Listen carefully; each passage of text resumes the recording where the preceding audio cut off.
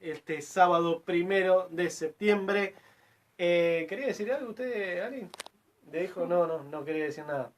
Estos son los momentos que la pones incómoda. No, porque además, como que me estás viendo, tipo, vos querías decir. No, me habías dicho recién antes de salir al aire que querías decir algo. No, nada, Joaco, ¿qué voy a querer decir? No quería decir nada, bueno, ahí está. El que sí tenía ganas de decir cosas, en este caso, es nuestro compañero Lautaro, que nos estuvo comentando afuera de aire que va a hablar acerca de uno de los momentos más jodidos que se vivieron acá en la Plaza de Mayo, que era el tema del 2001. Exactamente. Recordemos, yo hay una imagen que nunca me la voy a olvidar, caballería pegándole a las abuelas de Plaza de Mayo. Esa imagen no me la voy a olvidar nunca en la cabeza. Muy simbólica. Nunca me la voy a olvidar. Que pegándole a las abuelas y las abuelas haciéndole frente a los caballos, impresionante. Pero bueno, para hablar de esto no estoy yo, está Lautaro, sino ¿para qué mierda vino? Lo dejo a usted, caballero. ¿De qué Bueno, vamos a hablar? vamos a hablar del 2001, también llamado el Argentinazo, pero primero donde saqué la información, esta vez me dediqué a fuentes periodísticas. Y saqué de Alberto Letieri, que es un periodista de Infonews, de Diego Rojas, que es un periodista de Infobae, y de Diego Eberlin, que es un periodista de Nuevo Más. Sí, Bien. distintas fuentes de distintos sectores políticos. Distintos puntos de vista. Exactamente.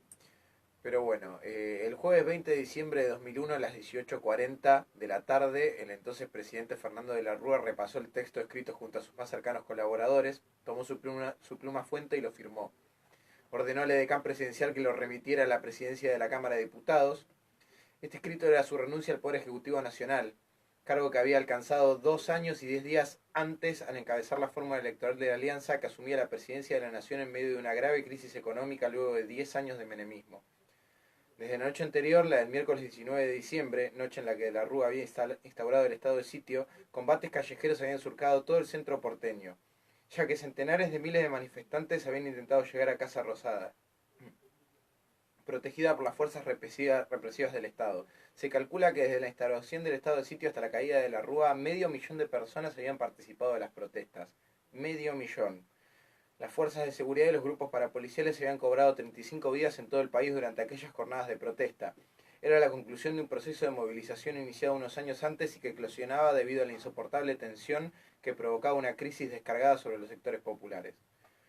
Luego de entregar el documento, de la Rúa les dio la mano a sus representantes, Cristian Colombo, jefe de gabinete, y los ministros Alberto Rodríguez Giavarini, de Relaciones Exteriores, Horacio Jauranera, de Defensa, Andrés Delich, de Educación, Jorge de la Rúa, de Justicia, Héctor Lombardo, de Salud, y Hernán Lombardi, de Turismo, que hoy es el actual titular de los medios del gobierno macrista.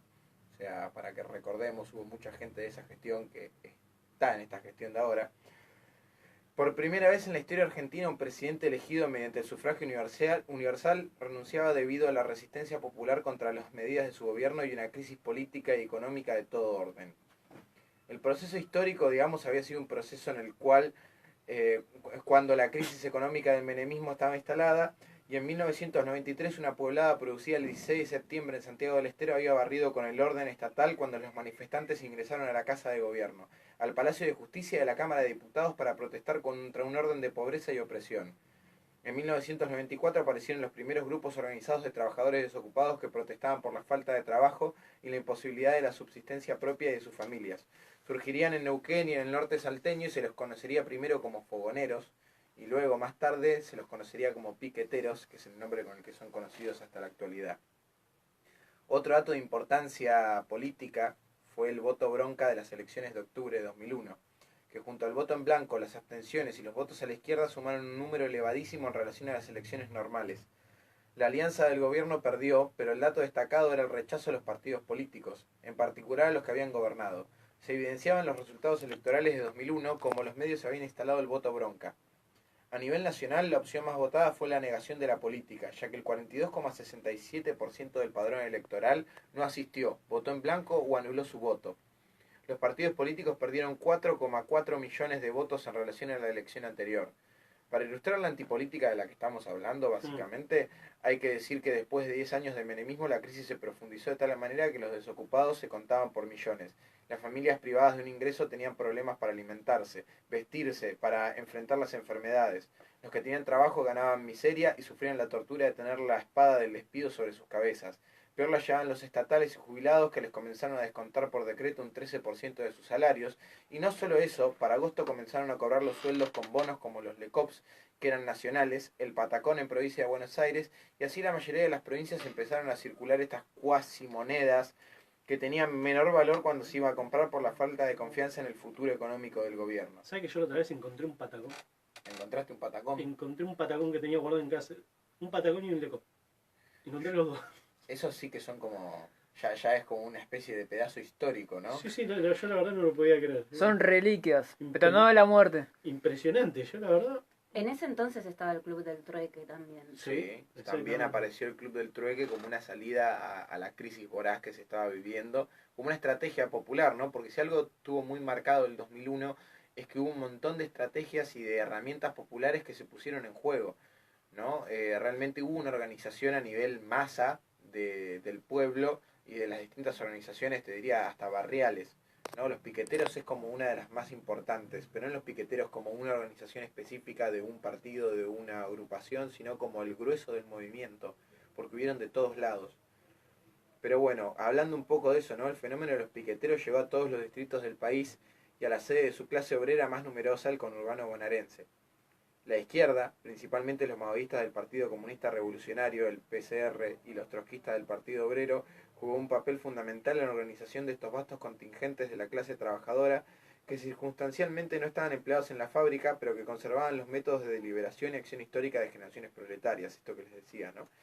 En julio de 2001 se realizó la primera Asamblea Nacional Piquetera, animada principalmente por la corriente clasista y combativa, Asamblea Nacional Piquetera, digamos que también está orientada por el PCR, el Polo Obrero, que creado en diciembre de 2000 y orientado por el PO, y el FTB, que respondía a Luis Delía y con fuertes vínculos con la centroizquierda y la CTA. Definieron un plan de movilizaciones que contó con el apoyo de los sectores medios. Pero hubo una lucha que fue como bastante emblemática también en el medio de todo esto, que supongo que ustedes recordarán quizá, que fue la lucha fundamental, una lucha específica, que fue la lucha de los docentes de la provincia de Buenos Aires, que realizaron una huelga autoconvocada por las bases y el activismo que duró varias semanas entre agosto y septiembre, desarrollando multitudinarias marchas en todas las localidades del Gran Buenos Aires, que generalmente terminaban frente a los locales de Suteba, con los burócratas saliendo por los techos o las medianeras para escapar del odio de las maestras.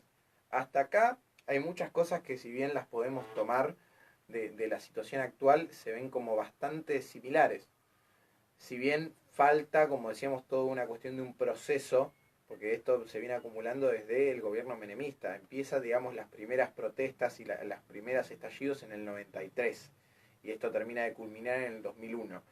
Entonces hay como un panorama que nos recuerda, pero que no es específicamente el mismo. También faltarían, por ejemplo, los cobros en bonos como los LECOPS o los patacones, que fueron como, digamos, la sentencia de muerte del proceso económico, ¿no?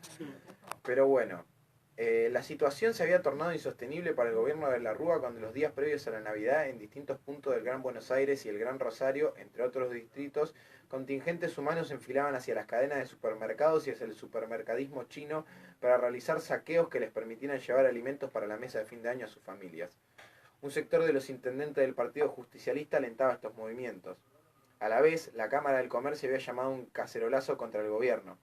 El 15 de diciembre, en el tradicional picnic del Partido Obrero, el dirigente Jorge Altamira anunció que llegarían horas terminales para el gobierno de la Rúa y su ministro Domingo Cavallo, y llamó a la militancia a organizar asambleas populares en todos lados.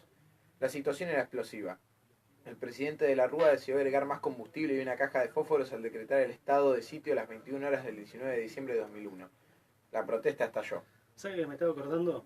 Perdón, Sí. Cuando me nombraste de la Rúa, la otra vez vi un spot de la Rúa justamente cuando se estaba yendo todo al carajo, comprando en un supermercado. Que decía, yo no me preocupo. Sí, Yo no me preocupo porque le va a alcanzar a todos. Si era, nunca en tu vida fuiste a un supermercado estaba más perdido que el perro en cancha de bocha, o sea. Se perdía en todos lados, se perdía en Tinelli, se perdía en el supermercado, en la propia Casa Rosada seguro que se perdía también. Se quedaba dormido.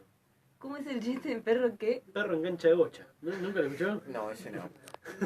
Ese la verdad que no te lo escuché Muy nunca. bueno.